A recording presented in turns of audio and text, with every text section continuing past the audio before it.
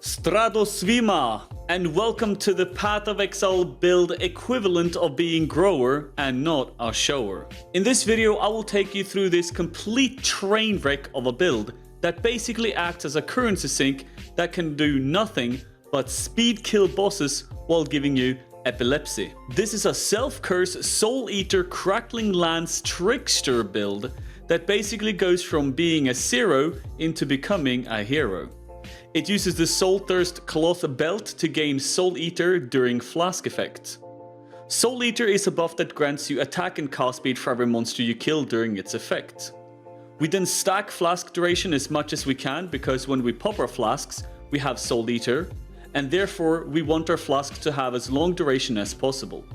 Sadly, this build had been nerfed over the years, and this is my third time doing an iteration of this mechanic. Important flask duration jewels have been removed from the game, and Temporal Chain's curse effect has also been nerfed quite a bit, and therefore it is now much harder to have exceptionally long flask duration.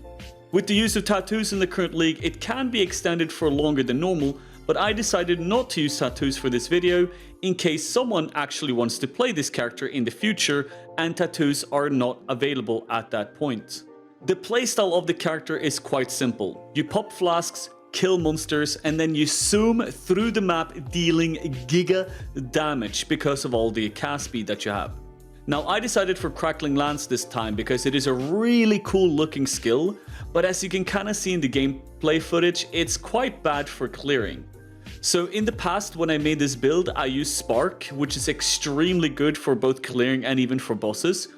But I actually have another Spark build this league, and I didn't want two of the Spark builds, or I didn't want to use Spark on two characters, so I ended up trying out something new, which ended up being Crackling Lance.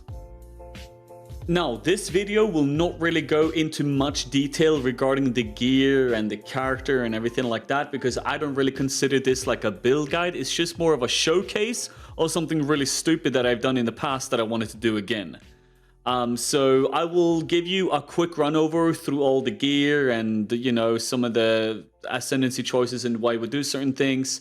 But if you're really interested in trying out this character for yourself or some version of it, the path of building will be linked in the description along with everything that you need to know basically. But yeah, really, it's not really the best build. It's just a fun thing where you get Soul Eater, you get a bunch of stacks, you blast everything, and that's it. The character can't really do much more than that.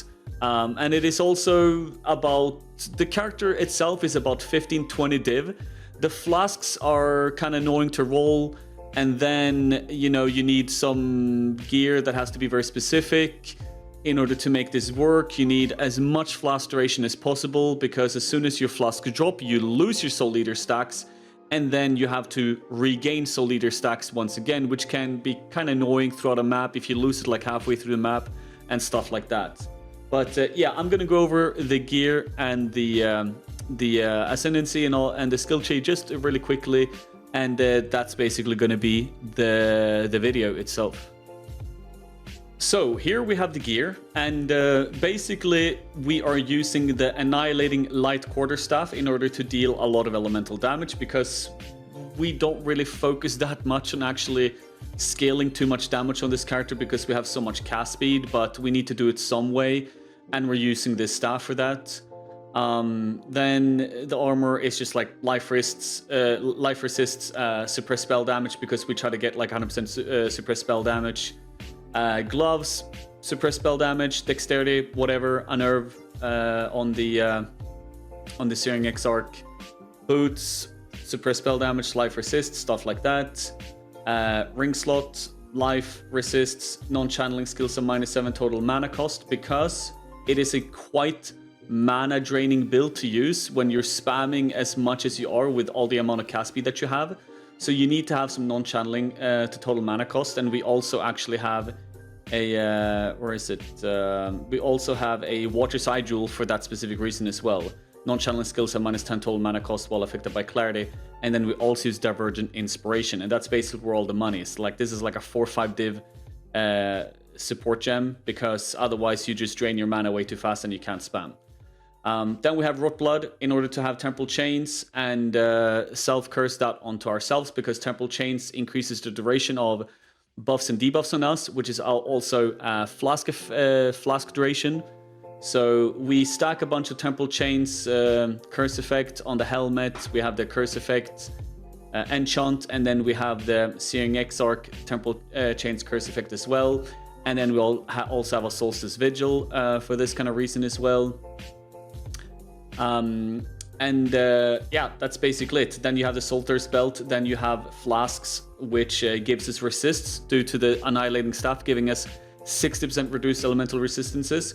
We have Sapphire, Ruby, Topaz, Bismuth. They all have increased duration. They're all sitting at around 21 seconds right now. And I have also used the what is it called now again? I've also used the Enkindling Orb to get the increased duration enchant as well, or whatever you want to call it, on flasks, you know, in order to have a lot of flask uptime, right? This is my defenses without the flasks. This is how it looks with the flasks. So it is important that you get these flasks if you're using the staff. Otherwise, you're going to screw yourself over with your assists. And as you can see here, the flasks are up for a very, very long time. That's basically the gear right there. You know, we have a large cluster jewel, disorienting display, prismatic heart, nothing really special here. Very important though is to have 6 passive skill flask effect duration. This is very important. And if you even have flask effect, if you even have like increased effect and everything here, so you have even more increased flask effect duration, that's really good. You want as much flask effect duration as possible on this bad boy. And then I also have, I think it's, where did I put this? Maybe down here? Yeah, I also have an Impossible Escape Viridian Jewel. Passes in radius of arrow dancing can be allocated. So down here, I can allocate natural remedies, flask effect duration, and flask effect duration. So once again, we're just stacking a bunch of flask effect duration. And then I also have Inspired Learning because it's fun to have. And that's basically it for the gear, like nothing really special there. For gems, Crackling Lance, Intensify, Spell Echo, Divergent Inspiration, Awakened Lightning Penetration, and Awakened Lightning added damage. You can have Awakened Spell Echo, but I'm not going to pay for that. Then we have, you know, like Tornado. I don't know why I have that in there. That's because I did Spark earlier. Righteous Fire, Volve Righteous Fire for extra damage on bosses. Then Auras, Discipline, Grace, Clarity. And in the helmet, I have Wrath with Divine Blessing support, because this used to work, but when I did this build the last time, but then they changed the skill tree and ascendancies and stuff like that, and now I don't have mana to actually cast it, so I can't even cast it. These socketed gems are useless, and I just can't bother actually fixing it, because, like, you know, it's a whatever build. I just wanted to try it out and see how it is nowadays. Then I have Immortal Call, cause some damage taken, blah blah, you know, stuff like that. Then I have Smite, Hex Touch, and Conductivity. For bosses, you just slam them one time, they get Conductivity, you deal more damage. That's basically it. For the skill tree, kind of looks like this. You know, we're playing Trickster because of one step ahead. Because we are self-cursing with Temporal Chains, we therefore have one step ahead, not to be affected by the Temporal Chains itself. Except for the duration of flasks and stuff like that, right? Then we have Polymath for damage and like regaining HP and all that stuff, mana when we're killing enemies. Then Escape Artist, and then I've just been lazy and I haven't even done my Uber Lab. You're supposed to get Spellbreaker for more defenses. So yeah, I'm just really lazy with this character, as you can tell. It's just a meme at this point.